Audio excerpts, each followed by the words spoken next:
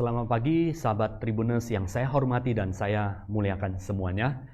Live talkshow di Facebook dan Instagram Tribun Medan tanggal 2 Juli 2021 jam 10 sampai jam 11 tentang family business trend di Indonesia ya bersama Bu Patricia Susanto, CEO Jakarta Consulting Group.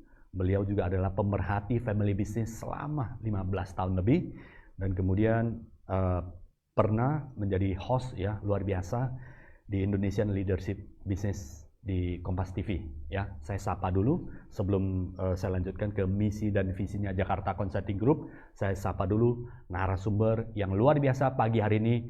Selamat pagi Bu Patricia, apa kabarnya? Selamat pagi Pak Syanyet, terima kasih sudah mengundang saya untuk berpartisipasi di acara ini. Selamat pagi juga kepada rekan-rekan di Tribun Medan. Terima kasih waktunya Bu Patricia. Nah, Bu Patricia sangat luar biasa sekali ya, pemerhati di family business ya. Jadi banyak klien-klien di Bu Patricia Susanto ini yang grup-grup family business ada di seluruh Indonesia dan membantu mereka menjadi maju dan berkembang ya.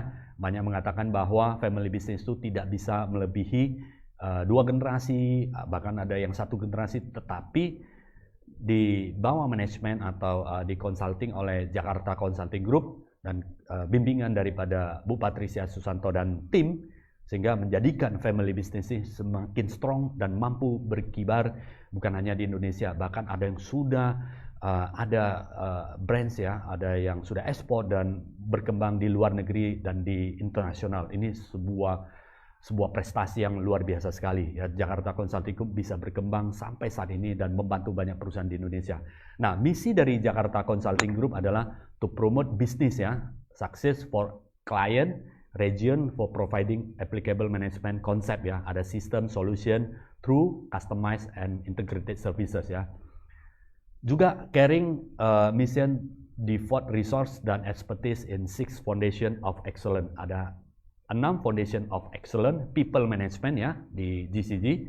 Kemudian ada strategic management, ada behavior, organization development and behavior, business transformation, business and marketing, quality management, dan corporate culture. Nah, ini luar biasa sekali. Tentunya kami semua ini, Bu Patricia, ingin mendengar sih sejarah perkembangan di Jakarta Consulting Group. Silakan Bu Patricia. Jadi ini boleh ngomongin tentang Jakarta Consulting Group sedikit. Welcome, ya Pak. Karena kebanggaan kita di Indonesia dan khususnya kita di Sumatera Utara.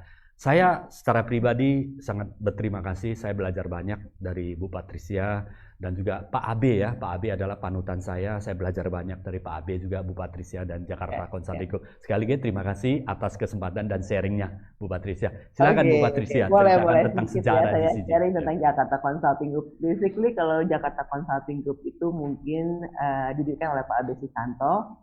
Dan kita itu adalah salah satu yang pionir untuk consulting ya Pak ya. Dulu kan consulting nggak umum ya. Nah sekarang ini kan sudah jadi banyak sekali consulting companies, individual consulting. Nah Pak Abe itu dulu mulai tahun 1983. Jadinya mungkin pendengar Tribun ada yang belum lahir juga di 1983. Kami sudah memulai dan di situ kita memulai dengan business consultation, training, dan kemudian kita masuk ke executive search atau headhunting, dan kita masuk ke executive assessment. Kita mengembangkan terus pilar-pilar kita. Nah, yang menjadi menarik selama kita melakukan perjalanan konsultasi selama 10 tahun, 15 tahun di awal, itu kita selalu memberikan konsultasi, masukan strategis kepada klien-klien kita. Kemudian kita melihat, karena klien kita banyaknya juga ya perusahaan di Medan juga ada beberapa, di perkebunan, di pertambangan juga, di Kalimantan dan juga di Indonesia sendiri, di retailer. Salah satu retailer yang dulu pertama kali juga ya saya masih ingat itu adalah Matahari.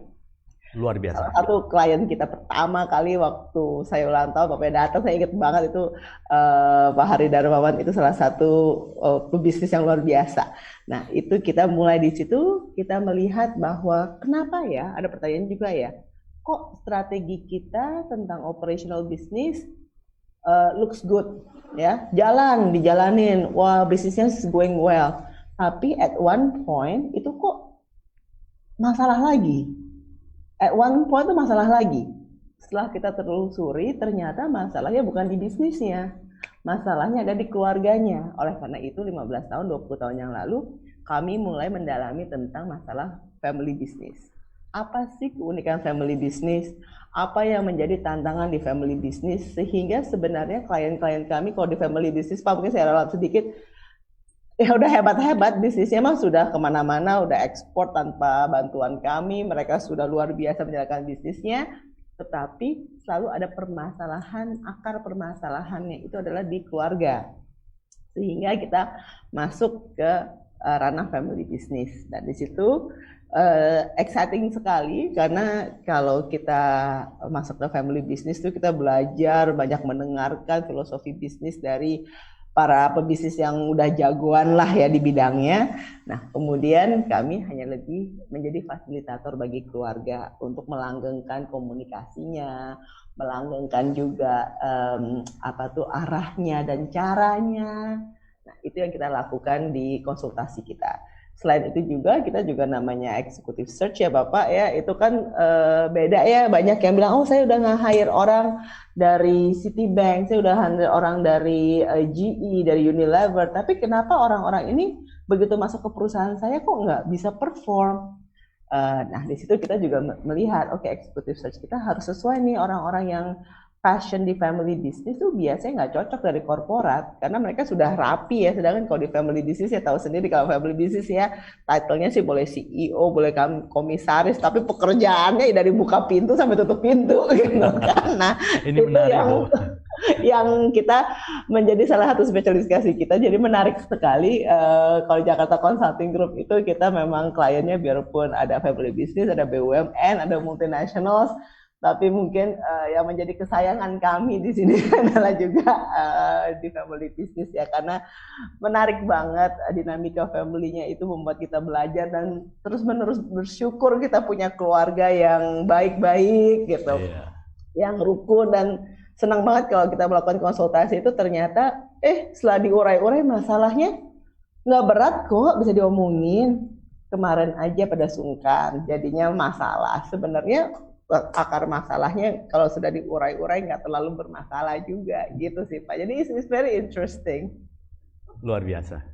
Jadi itulah yang menjadi apa ya Bu ya, menjadi penelitian yang lebih dalam GCG fokus di family business di Indonesia. Karena menggabungkan antara bisnis dan keluarga ini juga saya katakan perlu sebuah konsep atau ilmu ya Bu ya.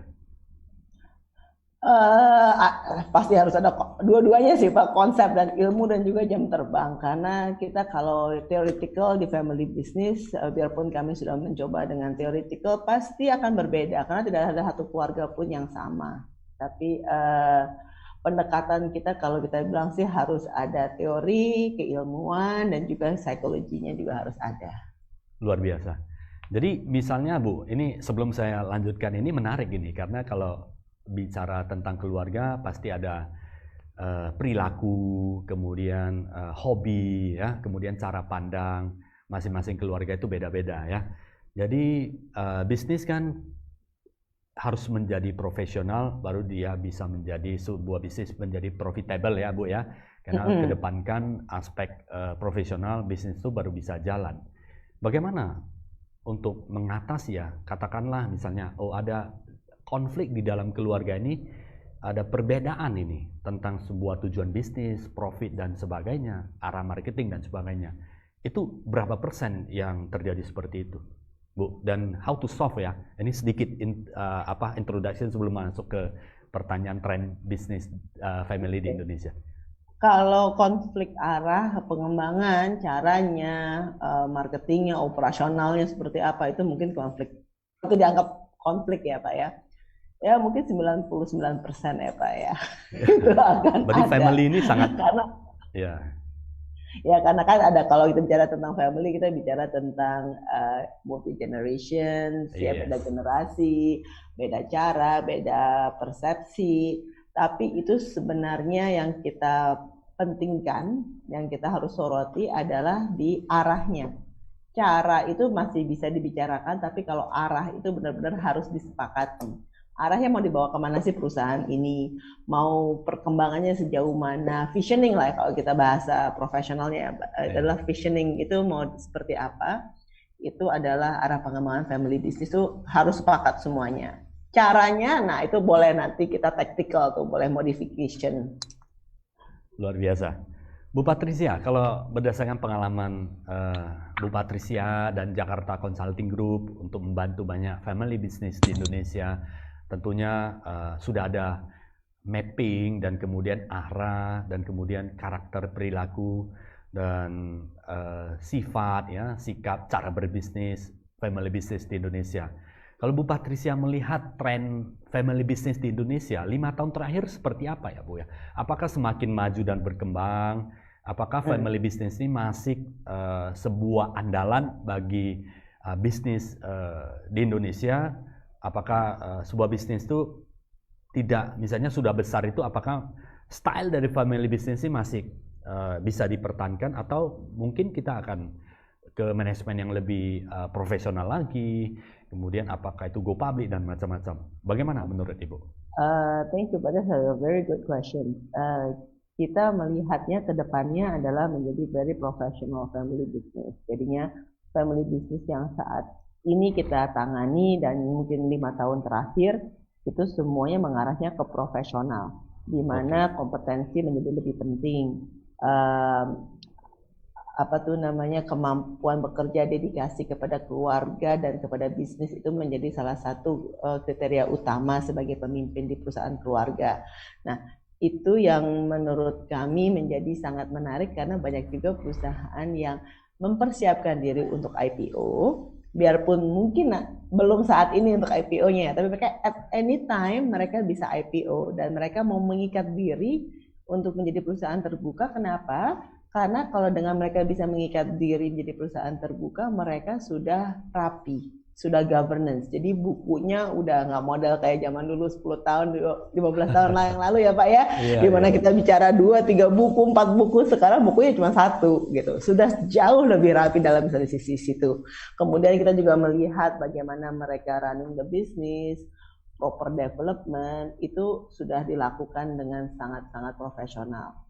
Yang menarik sekarang kalau saya lihat di Indonesia trennya adalah bukan lagi permasalahan intrik family business, tetapi lebih bagaimana, topiknya nih sekarang selalu ditanya bagaimana caranya kita melakukan ekspansi sehingga generasi penerus mempunyai tempat yang lebih luas untuk bekerja. Jadi yang topiknya selalu adalah how to expand the business, how to expand the family, sehingga generasi penerus bisa lebih cepat berkaryanya dan menjadi bos sendiri-sendiri gitu. Karena mereka senang sekali kalau buat startup segala macam kan kecil ya. Kalau dengan platform family business kan sudah mulai levelnya ada agak lebih tinggi. Nah, di sini mereka berlomba-lomba nih bagaimana kita bisa expand our business dan juga mengembangkan generasi penerus kita untuk menjadi pemimpin-pemimpin masa depan yang juga dilakukan secara kolaboratif. Jadi pergerakannya menyenangkan sekali dan very professional dibandingkan dengan negara-negara lain. Saya baru selesai research dengan beberapa rekan di Europe. Itu kontras sekali Pak. Kalau di sana mereka maunya how do I sell my business gitu kan? How do I capitalize my business? Gimana caranya kita jual dapat cash out ya? Kalau di sini enggak, bicaranya adalah kita mau mengembangkan. Jadi banyak banget kalau kemarin saya baru ngobrol dengan satu orang profesor dari Hong Kong yang dia juga dari Europe, terus mereka yang ngiri gitu, loh kok di Indonesia maunya ya, kok masih pada mau untuk generasi ketiga, kebanyakan sekarang generasi ketiga ya, untuk expand, nggak mau jual aja gitu. Jadinya sedangkan kalau di Europe udah dijual-jualin semuanya, mereka start with their own life gitu kan, udah nggak mau terlalu terikat di family bisnisnya. Jadi kalau saya melihat di Indonesia ini kedepannya family business akan sangat langgeng, dan kalau mitos yang pertama membangun, kedua mengembangkan, ketiga meruntuhkan, itu saya rasa sih udah lewat deh sama kita. Jadinya orang Indonesia sendiri memang pada dasarnya kan sangat sosial, sangat family oriented, Nah, itu menjadi salah satu dasar kenapa nanti ke depannya saya melihatnya trennya positif banget untuk perusahaan Indonesia, terutama juga dengan banyaknya UMKM yang bertumbuh. Dan UMKM ini yang pastinya nantinya akan menjadi future corporate di Indonesia juga. Luar biasa. Jadi tantangan ke depan dari family business di Indonesia adalah bagaimana mengembangkan ya Bu ya. Karena Betul. untuk dapat bisa mengakomodir family-family, keluarga-keluarga dari anak mungkin generasi ketiga dapat bisa tumbuh dan berkembang bersama bisnis keluarga. Nah, Bu Patricia, kalau tadi ada Ibu singgung sedikit mengenai IPO.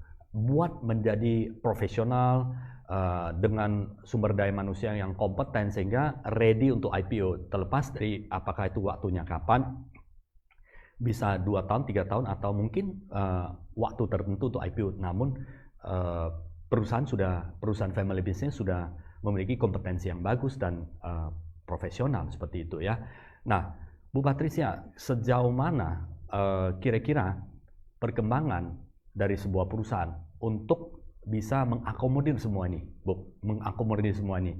Mengakomodir maksudnya kan biasanya kan generasi pertama ada mungkin katakanlah dia anaknya ada 2 sampai 4. Sampai di generasi ketiga sudah ada generasi ketiga bisa menjadi 7 dan 8. Seberapa jauh perusahaan itu dapat berkembang sehingga anak dan cucu itu bisa masuk di family business? Apakah anak dan cucu masuk di family business itu masih dikatakan sehat atau perlu ada kompetensi profesionalisme penilaian tertentu, Bu Patricia? Kita selalu mengatakan tidak semua orang harus masuk ke dalam family business, dan kalau memang sudah banyak biasanya tidak semuanya akan mau. Jadi kita memang punya namanya assessment untuk next gen assessment itu untuk melihat kecocokan mereka untuk aktif di family business. Tapi ini mesti dipisahkan ya Pak ya, antara kita katakan dia aktif dan dia memiliki. Kalau memiliki, semua anggota keluarga akan tetap memiliki gitu kan. Tapi kalau dia aktif biasanya kita akan lihat dari kompetensinya. Ada juga aspirasinya masing-masing anak, ada yang mau jadi dokter, ada yang mau tinggal di luar negeri, itu nggak apa-apa, sah-sah aja. Dan itu yang kita lihat pada saat kita melakukan next generation assessment, kompetensinya sejauh mana dan apa yang harus dikembangkan. Cocok tidak dia sebagai leader, atau dia cocoknya sebagai gatekeeper, karena family business itu juga perlu loh yang gatekeeper, apa yang ngerem gitu kan. Kalau enggak semuanya ngegas, ini bisa kecolongan. Nah, ini harus ada juga yang ngerem, yang ngunci pintu, bilang udah cukup, kita ekspansi di sini aja. Nah, itu harus ada peran, itu harus dibalance. Nah, betul. Ini yang kita lihat dari hasil assessment untuk next generation, biasanya baru pulang dari kuliah, ikut assessment kami, kita bisa melihat di antara keluarga kecocokannya dan penempatannya untuk masing-masing anggota keluarga seperti apa. Itu sih sangat menarik Pak. Contohnya kami kemarin baru melakukan assessment untuk sekitar generasi ketiganya 14 orang. Setelah kita assess dan kita tanyain, kita cecer nih, bener nggak kamu mau aktif, bener nggak mau aktif, bener nggak mau aktif, ya mau aktif 13, yang satu nggak mau aktif karena suaminya di luar negeri dan dia mau ikut suaminya gitu kan. Wah, kita gak bingung, 13 banyak banget ya, nggak cukup juga tempatnya. Orang tuanya juga pada bingung, aduh kalau semuanya masuk gimana nih? Iya. Nah, apalagi kalau pinter-pinter, dan ini semuanya pinter-pinter, sekolahnya bener, nggak ada yang ya mainnya standar lah anak-anak sekarang, tapi nggak ada yang sampai out of control tuh nggak ada. Nah, ini menjadi challenge lagi, berarti harus punya anak perusahaan atau punya new venture sehingga anak-anak ini nggak tabrakan. Nah, ini kita menjadi masuk untuk membuatkan solusi buat keluarga tersebut. Kita buatkan masing-masing sesuai dengan bidangnya. Ternyata ada yang suka di R&D, dia akan jadi head untuk lab, karena mereka ada di agribisnis ya. Jadi mereka untuk di labnya, untuk pengembangan produk-produk baru dan lain sebagainya, itu dia semangat banget. Jadi dia akan masuk ke situ. Ada lagi yang untuk networking, tapi kita biar nggak tabrakan dengan saudara-saudara yang lainnya, kita minta membuka cabang di luar negeri juga. Jadi dia akan pegang Afrika. Jadi kasihan juga sih dikirim ke Afrika, tapi dia dengan semangat 45, dia bilang saya mau duluan. Ya udah silakan. Iya. Jadi sekarang topiknya berbeda. Kalau yang dulu kan, aduh saya luka batin dan lain sebagainya Pak ya. Kalau sekarang, nih bagaimana nih anak-anak saya pinter-pinter semuanya nih. Saya Luar masih biasa. ngembangin gimana caranya cari partner JV dengan luar negeri dan lain sebagainya yang dilakukan saat ini, Pak. Berarti growing strategy di family business ini menjadi concern dan sangat dibutuhkan saat ini ya, Bu ya? Sangat dibutuhkan di family business saat ini, Pak. Apalagi di masa pandemi ini ya, Pak. Ya, banyak yang mengatakan semuanya tiarap. Tapi dan ini kemarin kita lakukan juga research berdasarkan Kompas 100 pada tahun 2020 pada saat pandemi pertama yang semuanya udah survival mode, perusahaan keluarga perform 3 times better than its peer. Jadi 3 kali performanya 3 kali lebih baik dibandingkan dengan yang non perusahaan keluarga termasuk dengan BUMN. Dan itu di masa krisis. Luar biasa. Berarti ada sangat care ya. Caring itu menjadi sangat tinggi dan bagaimana menyelamatkan dan membuat sukses perusahaan keluarga itu menjadi sebuah identitas dan kebanggaan bagi keluarga itu sendiri ya, Bu ya? Yes, banget Pak. Nah, Bu Patricia, kalau kita bicara definisi dan tentang family business adalah owned by family atau keluarga ya, baik itu dijalankan profesional atau keluarga itu sendiri. Kalau perusahaan sudah go public, katakanlah dia jual share-nya 10-20% atau 30%, tapi majority masih dipegang oleh keluarga. Apakah masih bisa dikatakan itu adalah family business? Bisa Pak, karena selama family business itu kita bicarakan definisinya adalah it's owned and operated by the family. Jadinya even though sudah go public, selama masih mayoritasnya keluarga dan kemudian juga biasanya posisi kunci dipegang oleh anggota keluarga, itu masih kami katakan sebagai family business. Luar biasa. Berarti saya bisa ambil sebuah definisi kalau misalnya CEO-nya, direktur C-levelnya, strategisnya masih family yang menjalankan, dikatakan adalah family business ya Bu ya. Baik itu cuman hanya di listing di Bursa Efek Indonesia dan IPO aja ya Bu ya. Ya, itu kan lebih untuk cari fundingnya biasanya ya Pak ya. Iya. Oke, Bu Patricia, sebagai seorang pemimpin di perusahaan keluarga yang berhasil itu sebagai pemimpin karakternya seperti apa, Bu Patricia? Sebagai contoh ya. Ya, ini leadership ini kan sahabat bisnis dan profesional. Leadership ini adalah expertnya Bu Patricia juga ya, selain di family business. Oke, kalau ini kita mesti belajar banyak gini. Leadership itu sebenarnya kalau di family business dan di non family business itu hampir sama ya Pak ya, kita harus visioner, inovatif, adaptable dan lain sebagainya. Tetapi kalau saya boleh tambahkan, di family business ada satu hal yang lebih penting dibandingkan dia visioner dan lain sebagainya adalah dia acceptable. Diterima oleh seluruh anggota keluarga dan juga diterima oleh para profesional atau pegawai kunci di perusahaan. Karena kalau tidak diterima, ini menjadi intrik lagi. Jadinya bukan yang terpintar yang dicari, bukan yang paling visioner, yang paling karismatik, itu tidak. Tapi yang paling diterima tuh menjadi salah satu kunci. Tapi yes, dia harus ada kombinasi tadi itu visioner, karismatik, dia harus accountable, integritas dan lain sebagainya. Tapi yang paling dicari kalau di perusahaan keluarga adalah acceptable dan mampu berkomunikasi dengan seluruh anggota keluarga dan juga profesional dan juga partners bisnis. Itu yang paling dicari Pak. Ini soft skill-nya sangat soft sekali dan itu unik di masing-masing anggota, di masing-masing keluarga. Acceptability ini menjadi kunci. Mungkin dia nggak pintar tapi ya dia diterima dan didengarkan. Nah itu menjadi lebih penting dibandingkan dia kepintarannya dia. Jadinya kami kalau membuat succession planning saat ini, kita melihat, who is gonna be acceptable, apakah dia udah follow checklist yang tadi itu, yang visioner, karismatik, accountable, dan lain sebagainya. Kalau mereka sudah pas this stage, kita melihat apakah this person acceptable, communicative. If yes, they go to the next round. Ada 2 atau 3 biasanya. Nah, ini yang menjadi collective leadership. Sekarang kita banyak melihat di perusahaan family business, anaknya bukan cuma satu yang jadi pemimpin, tetapi mereka melakukannya bersamaan. Jadi kita masuk ke collaborative leadership. di mana mereka akan berbagi tugas, mereka akan masih punya waktu juga untuk pursue their other dreams and other activities. Jadinya nggak 100% semua di family business, tetapi mereka masih punya waktu. Nah, ini collaboration ini yang kita cari untuk menyebatani family business yang makin lama makin besar, gitu Pak. Jadinya very unique leadership in family business is a lot of compromise, a lot of give of take, a lot of communications. Itu adalah kita sebutnya collaborative leadership kalau di family business sekarang trennya seperti itu Pak Shenja. Luar biasa.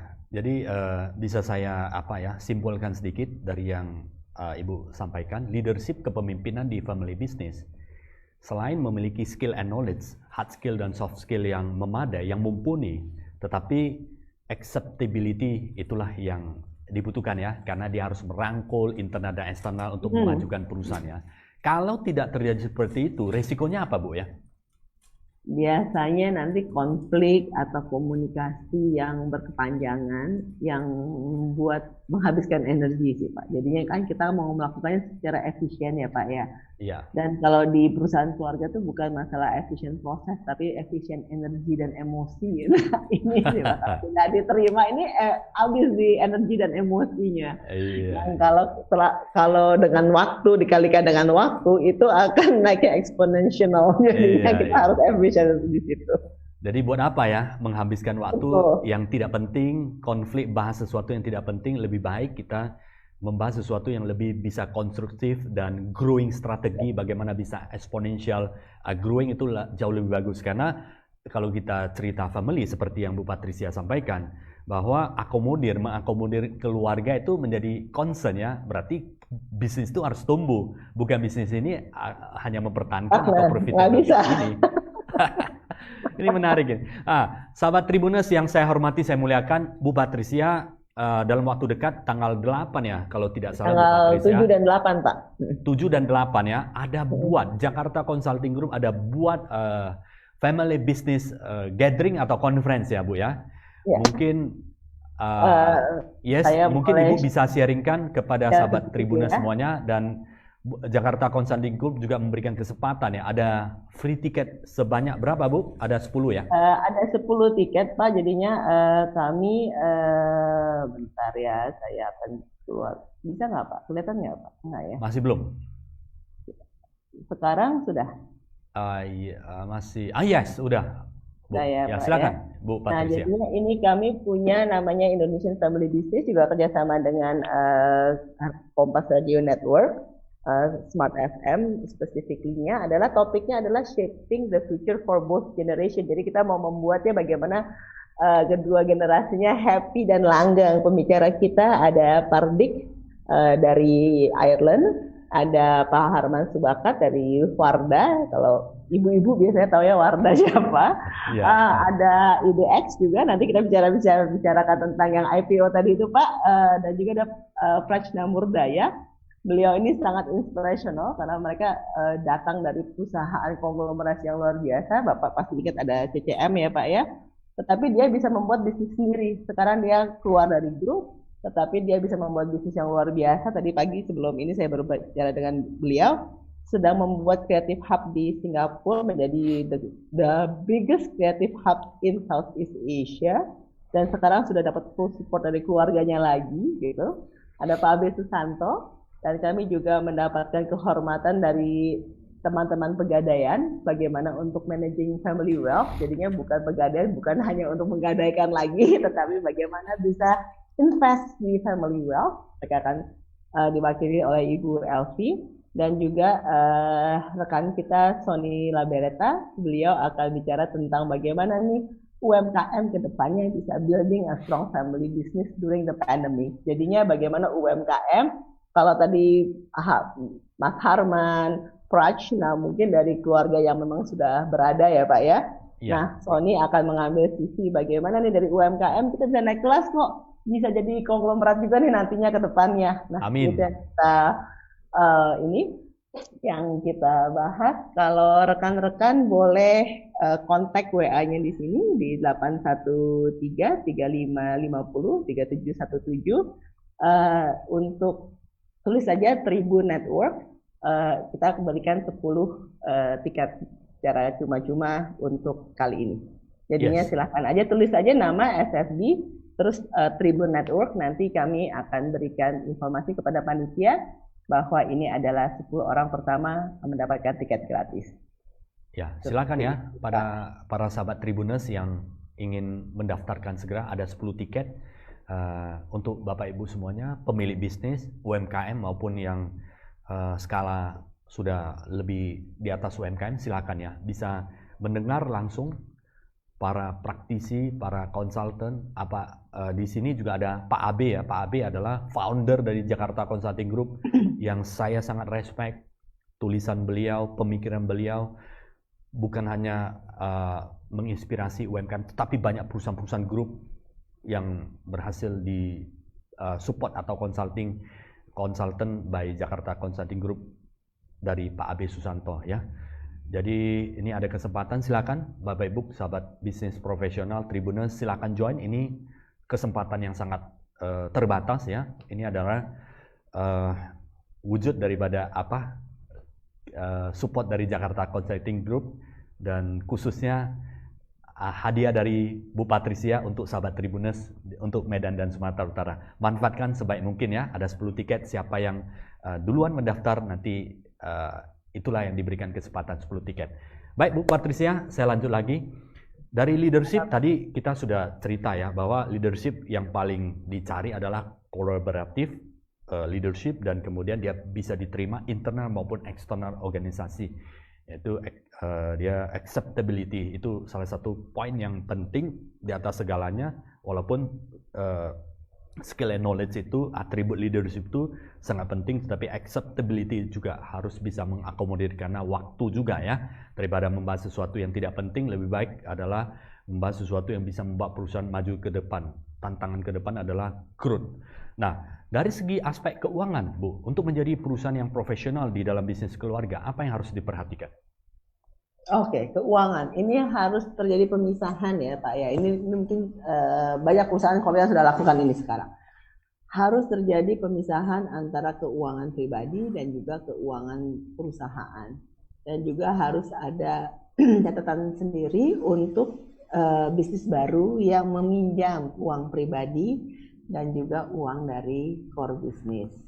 Kedepannya kita juga banyak sekali family business yang mempunyai idle fund, di mana itu biasanya untuk social activities, pemugaran rumah tinggal orang tua, makam, kita bicara juga tentang sumbangan ke yayasan, ke wihara, dan lain sebagainya. Kalau teman-teman di Medan mungkin banyak juga yang suka pulang ya ke mainland, ke China sendiri, dan kemudian memberikan kontribusi kepada di tanah leluhurnya.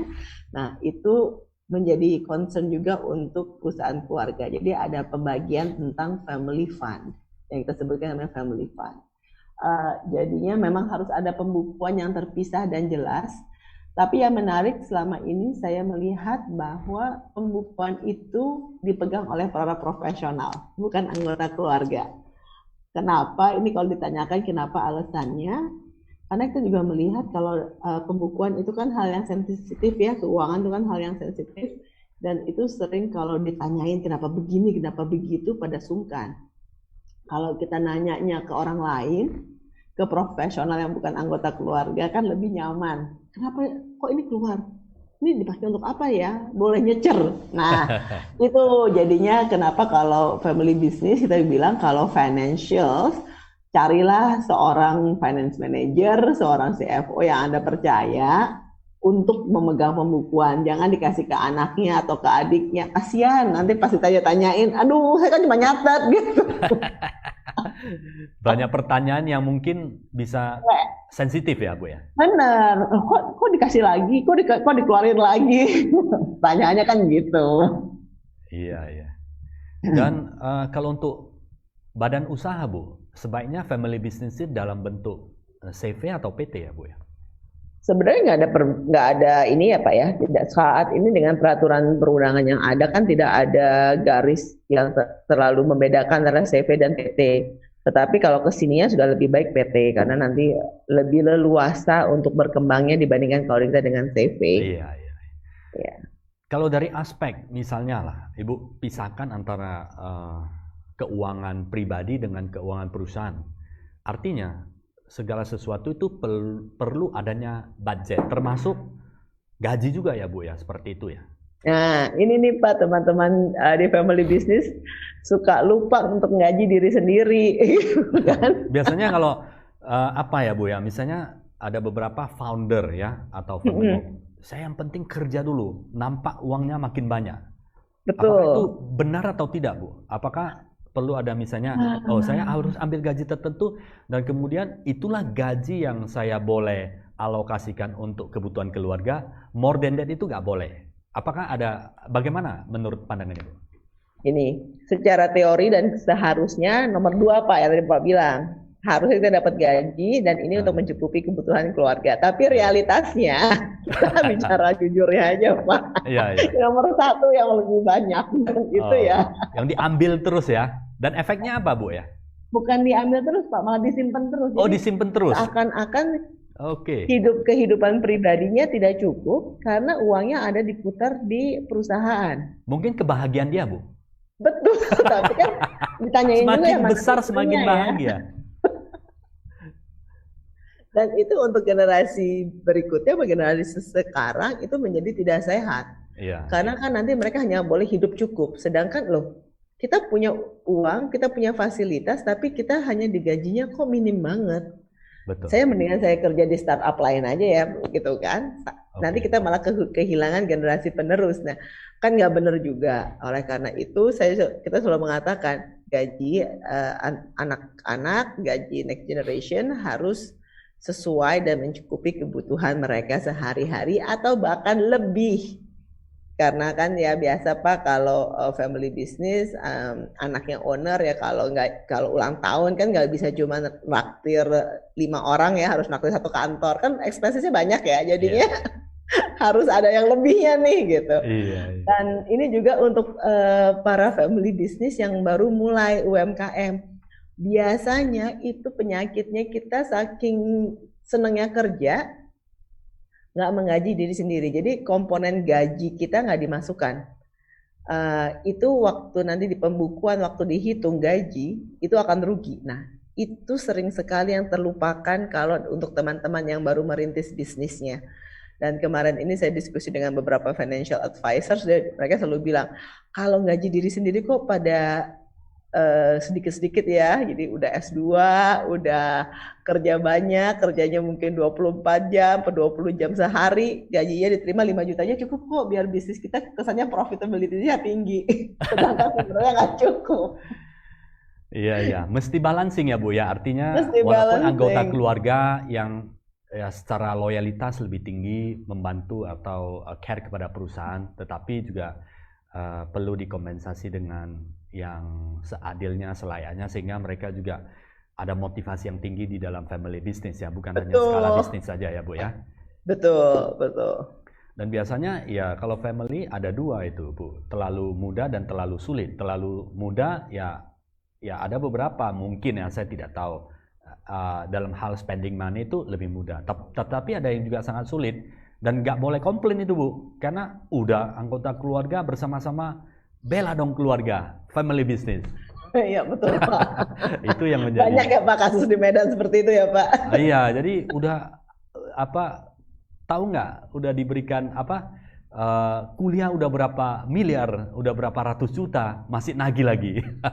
Maunya bantu keluarga berbisnis semakin besar ke depannya. Kerja dulu nanti baru kamu lihat hasilnya gitu.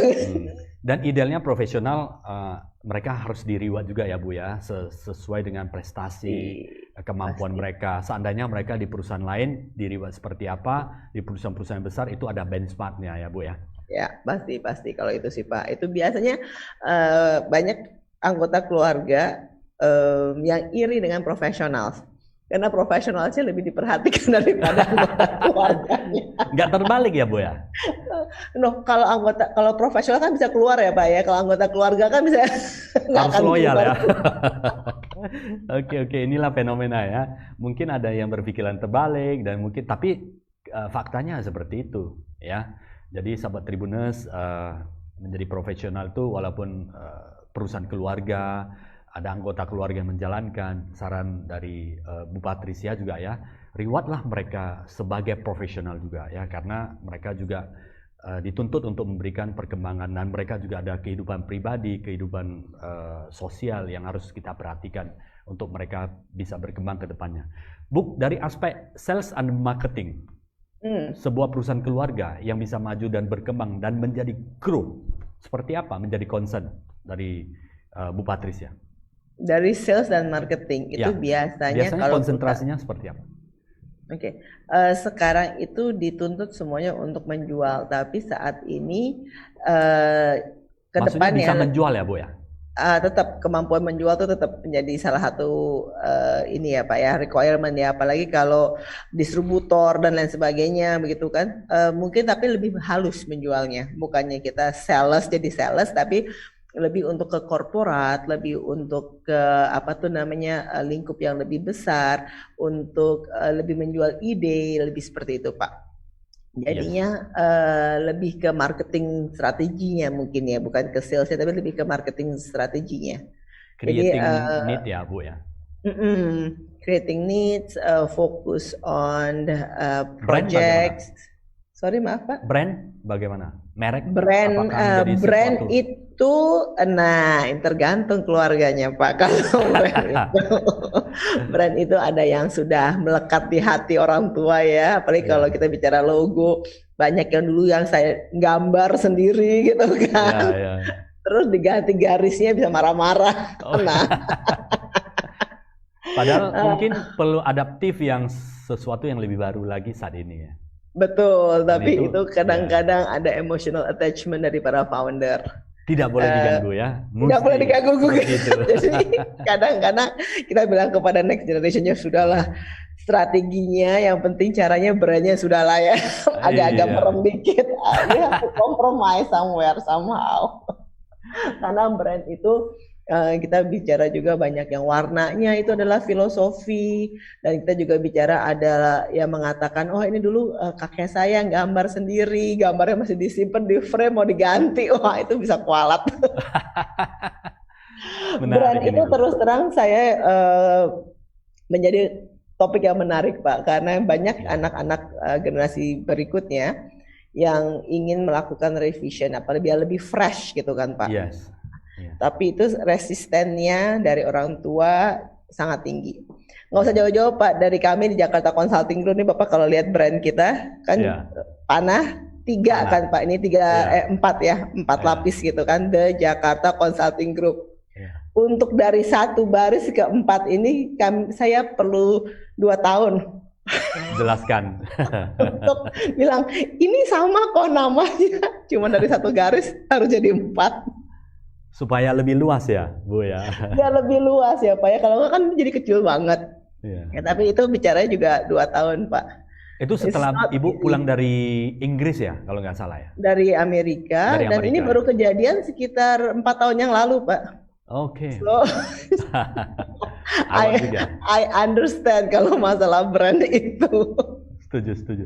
Nah Bu Patricia, ini pertanyaan yang mungkin mewakili banyak UMKM family business di hampir ya seluruh, baru saya sering mendapatkan pertanyaan seperti itu.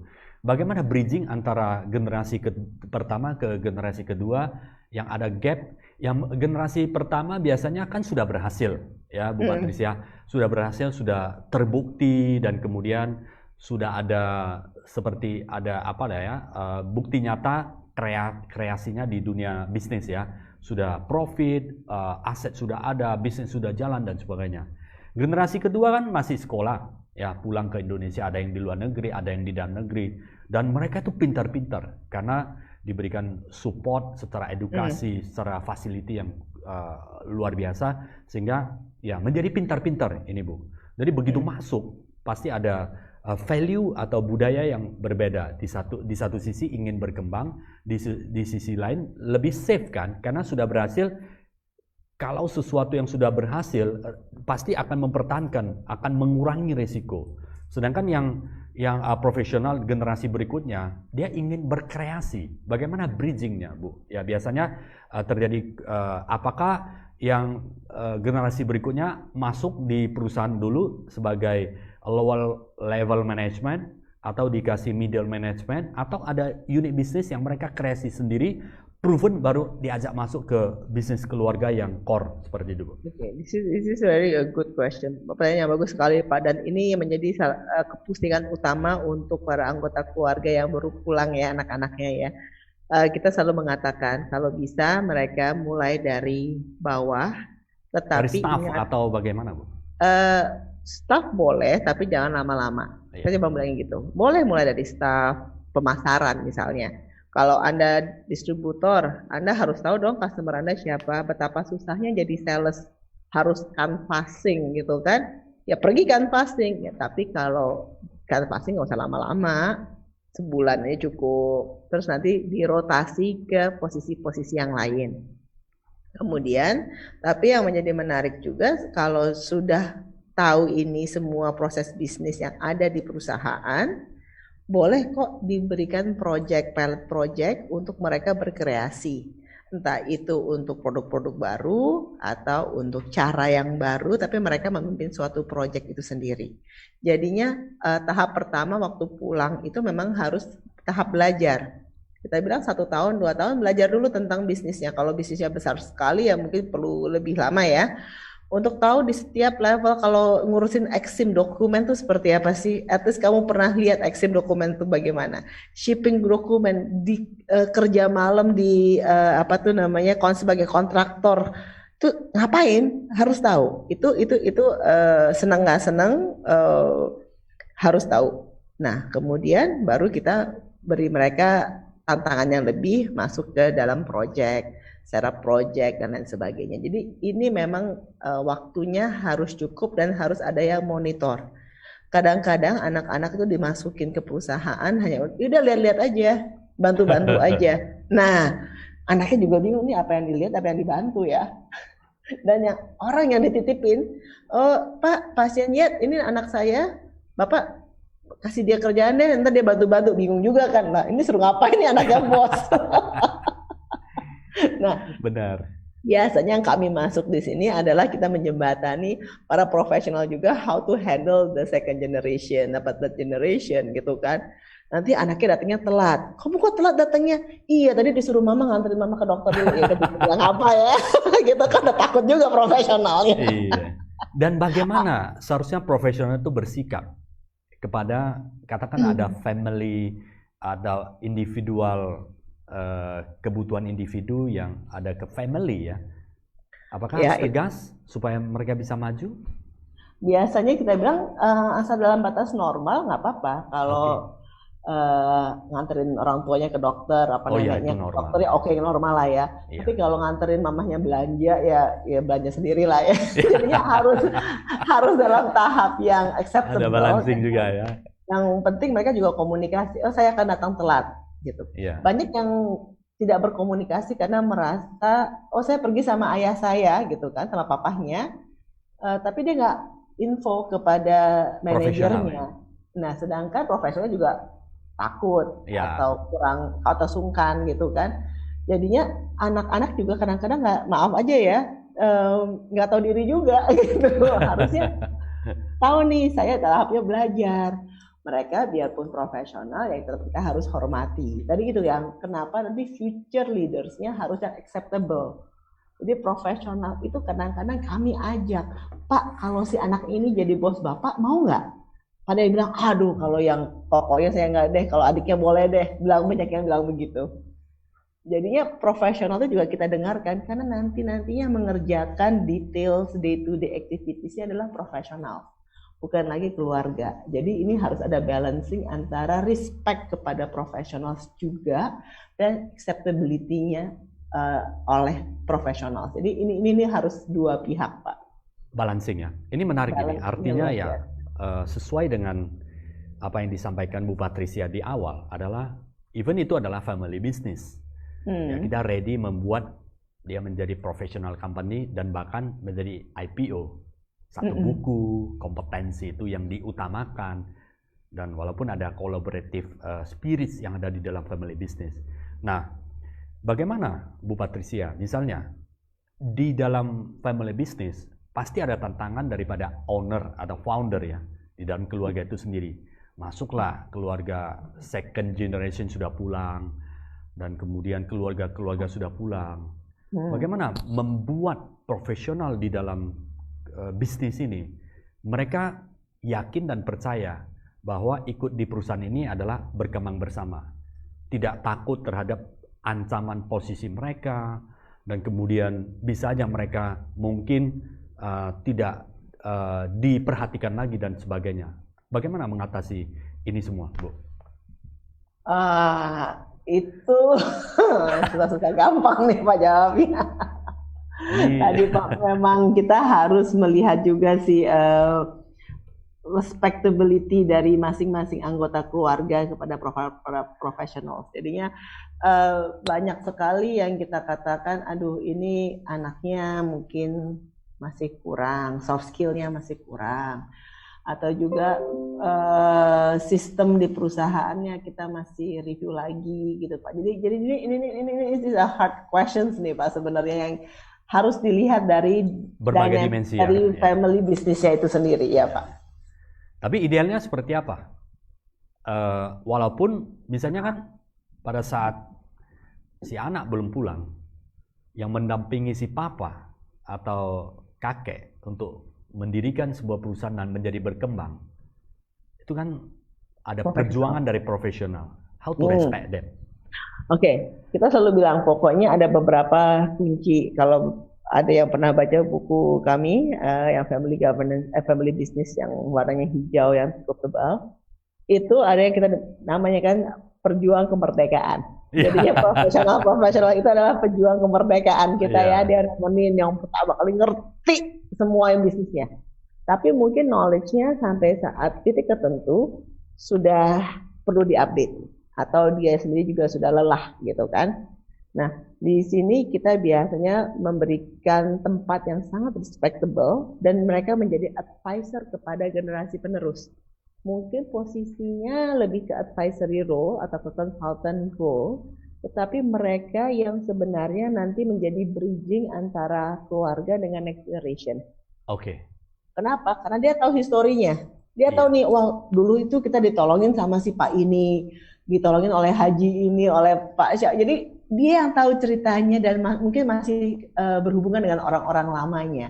Nah, ini yang menjadi role mereka lagi sebagai mentor kepada next generation. Idealnya sebagai advisor untuk membridging ya. Iya. Dan tapi mungkin kalau di activities-nya kan bertambah umur juga ya mereka ya Pak ya. Nah, itu mungkin diberikan tempat yang sangat terhormat di perusahaan. Banyak sekali yang seperti itu kita lihat. Oke. Nah, Bu, dari aspek sistem manajemen supaya si generasi kedua itu bisa dia belajar lebih cepat, bagaimana? Tentunya ada aspek sistem dan manajemen yang harus dirapikan dulu. Mungkin ada KPI, ada deadline, timeline dan sebagainya. Bagaimana untuk supaya proses belajar itu bisa lebih detail, akurat dan bermanfaat, Bu? Oke, tadi itu Pak. Jadi setiap kalau untuk next generation, apalagi yang saat ini ya Pak ya modelnya Gen X ini, Gen X, Gen Z ya sekarang ya Gen Z, itu maunya semuanya cepat, kelihatan resultnya instan gitu kan. Jadi kita memberikan proyeknya juga yang harus instan, di mana mereka dalam 3 bulan sudah harus ada hasilnya, harus ada reward ya. Jadi memang benar instant gratification itu di family business juga teori yang sangat harus diterapkan ya. Bahwa instant gratification for our next generations. Kalau proyek ya jangan dikasih proyek 3 tahun, proyeknya setiap 3 bulan atau 6 bulan maksimum harus ada kelihatan hasilnya. Harus jadi milestone-nya itu harus terdetek dan itu biasanya buat anak-anak juga terpacu ya Pak ya. Yes. Ya kan attention span-nya makin lama makin sempit ya. Kalau nanti kita kelihatan proyeknya 3 tahun lagi, wah kelamaan. We have to be able to break it down untuk ini teorinya sebenarnya untuk mau anak kita maupun pegawai kita yang generasi Z ini sama. Jadinya kita harus fokus bagaimana mereka bisa menikmati hasilnya atau merasa puas atas hasilnya atau hasilnya ini kurang, bisa direview dalam waktu yang cukup singkat, 3 bulan maksimum 6 bulan. Biarpun is on a grand scale yang mungkin lebih jangka panjangnya, mungkin bisa 2 tahun atau 3 tahun, tapi kita bisa mereview sesuatu, ada milestone-nya. Itu sih Pak, di mana-mana digunakan cara manajemen yang sama untuk kita bisa lebih dekat dengan generasi saat ini. Thank you. Oke, 2 pertanyaan lagi ya Bu ya, boleh ya Bu ya? Ya, silakan Pak. Aspek sumber daya manusia di dalam perusahaan Pak, Bu, apa yang harus diperhatikan? Apakah menjadi professional company untuk family business dari mulai seleksi and recruitment, kemudian training and development, sampai reward and punishment, assessment, itu harus bagaimana Bu? Apakah sudah harus mulai dijalankan untuk memang itu adalah persyaratannya untuk kedepannya menjadi termasuk human resource mapping dan sebagainya, itu supaya nanti kedepannya STM itu menjadi kuat. Ini mungkin expertnya Jakarta Consulting nih Bu. Ya ini kan background saya kan HR ya Pak ya, jadinya kita selalu mengatakan yes, kalau di perusahaan keluarga yang mau rapi ke depannya dan mau meminimalkan konflik, itu HR-nya juga harus dirapikan, harus punya job desk, struktur yang rapi, job evaluasi harus lengkap. Karena yang kita cari dan yang kita nilai adalah bobot dari kursinya, bukan orangnya, gitu kan, teorinya job grading ya Pak ya. Yes. Nah, kenapa? Karena kita harus imagine kalau bukan saya sebagai anggota keluarga yang duduk di kursi ini, berapa sih harganya? Contohnya gini Pak, kebanyakan anggota keluarga adalah satu rasa satu sama ya, gaji 25 juta semuanya, udah terserah dia mau, ada yang direktur, ada yang pekerjaannya CEO, ada yang pekerjaannya mungkin penjaga gudang misalnya, ambil ekstrim ya Pak ya. Yeah. Nah, yang penjaga gudang gaji 25 juta, yang CEO gaji 25 juta, iri nggak? Pasti dong. Iya, nggak benar juga Bu ya. Nggak benar kan? Nah, jadi kita harus menilai sebagai profesional. Ada prinsip keadilan ya. Prinsipnya adalah harus adil dan itu harus jelas kompetensinya seperti apa, bagaimana kita akan mendevelop orang ini ke depan, prestasinya gimana. Jadi treat them as a professional. Kalau ada privileges sebagai keluarga itu boleh, mungkin tambah sedikit nanti tergantung lah, mungkin tambah sedikit di cutinya misalnya Pak, kalau orang lain 12 hari ya keluarga bolehlah dapat 20 hari gitu kan, tapi secara prinsip dan secara garis besarnya itu adalah sama dengan profesional, karena kalau tidak nanti ada konflik lagi di keluarganya itu sendiri karena mereka juga merasa nggak adil. Nah itu sih Pak yang menjadi salah satu perhatian kita kalau masuk ke dalam perusahaan keluarga. Harus jelas juga job desk-nya, pagar-pagarnya seperti apa, accountability-nya, responsibility-nya itu harus well defined semuanya. Baik, berarti artinya ada job desk, struktur, job evaluation, jadi kompetensi yang harus dipenuhi, dan kemudian baru di-inline-kan dengan reward and punishment, struktur gaji mereka ya Bu ya. Betul, dan juga development plan. Nah, ini pertanyaan satu terakhir Bu. Bagaimana kalau sudah terjadi misalnya ya ada gaji yang tidak rapi, ada memang yang mungkin ada yang sudah ketinggian Bu, padahal job evaluasinya, kompetensinya tidak memenuhi kriteria jabatan tertentu. How to solve Bu? Kita kurangin Pak. Kita kurangin, tapi kita bisa alokasikan itu kepada tunjangan lainnya. Oke. Keluarga. Tetapi again Pak, itu bukan diambil dari kas perusahaan, harus diambil dari kas keluarga. Jadi ada itu triknya seperti itu ada, tapi itu alokasinya untuk perusahaan jadinya mahal kan Pak. Kalau kita punya penjaga gudang yang gajinya sama-sama direktur kan jadi mahal kan, untuk perusahaan juga nggak sehat. Nah ini tapi kita harus bisa ada alokasi untuk kas-kas lainnya. Itu kenapa tadi pembukuan, tadi pertanyaan Bapak yang pertama tadi itu menjadi penting sekali, pembukuannya gimana nih kalau di perusahaan keluarga gitu Pak. Baik.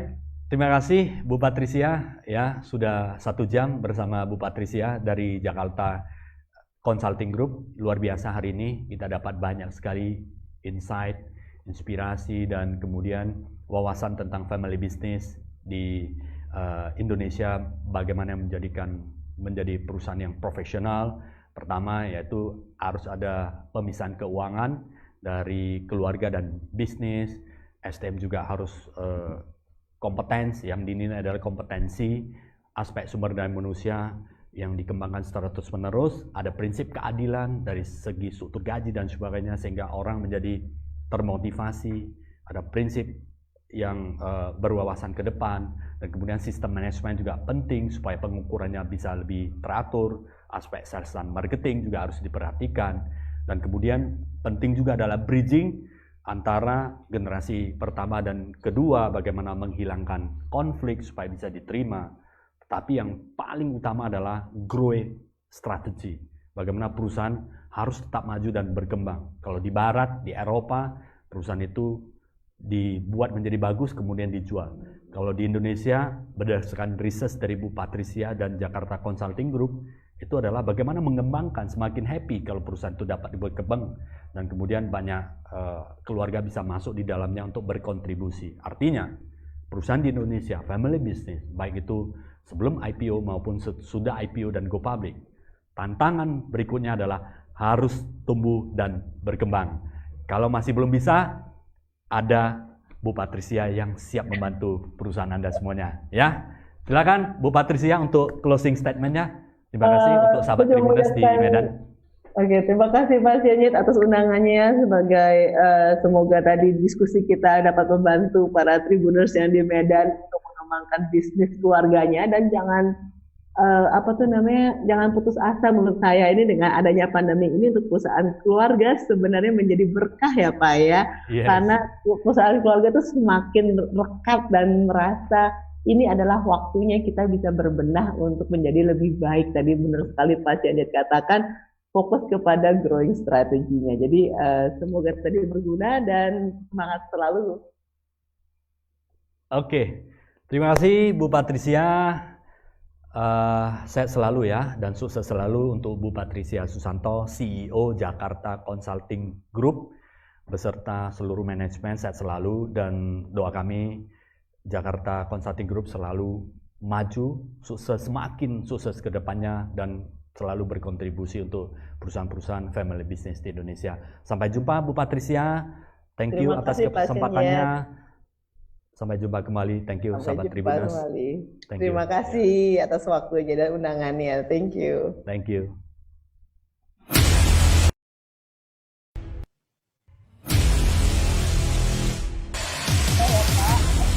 Thank you Pak.